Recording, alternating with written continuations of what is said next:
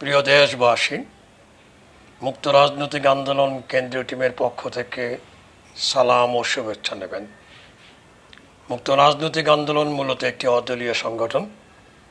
সিরাজুল আলম খানের আদর্শ এবং চিন্তাকে বাস্তবায়ন করার লড়াই সংগ্রামে নিয়োজিত একটি অদলীয় রাজনৈতিক সংগঠন হিসাবে মুক্ত রাজনৈতিক আন্দোলনের অবস্থান। অন্তর্বর্তীকালীন সরকারের প্রধান হিসেবে ডক্টর মোহাম্মদ ইউনূস জাতির উদ্দেশ্যে একটি ভাষণ দিয়েছেন। এক বিলম্ব হলো ওনার ভাষণটি খুবই চমৎকার, শ্রুতিমধুর মনে হয়েছে। একজন প্রফেসর ছাত্রদের ক্লাসে যে ভাষণ দেন অনেকটা সেরূপ। ওনার ভাষণে অনেক ইতিবাচক দিক আছে, অনেক প্রত্যাশা আছে, অনেক প্রতিশ্রুতি আছে, অনেক সীমাবদ্ধতাও আছে। তারপরে ওনার একটি প্রতিশ্রুতির প্রতি আমাদের দৃষ্টি আকর্ষণ করছি আমরা। উনি বলেছেন উনি চান একটি অসাম্প্রদায়িক, উদারনৈতিক, কল্যাণকামী রাষ্ট্র প্রতিষ্ঠার জন্য উনি চেষ্টা করে যাচ্ছেন।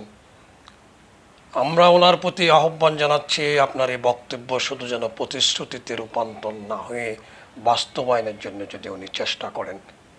এই চেষ্টায় আমাদেরকে আশান্বিত করবে আগামী দিন সম্পর্কে।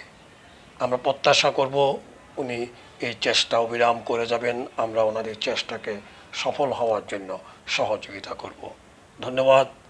ভালো থাকুন, সুস্থ থাকুন, নিরাপদ থাকুন।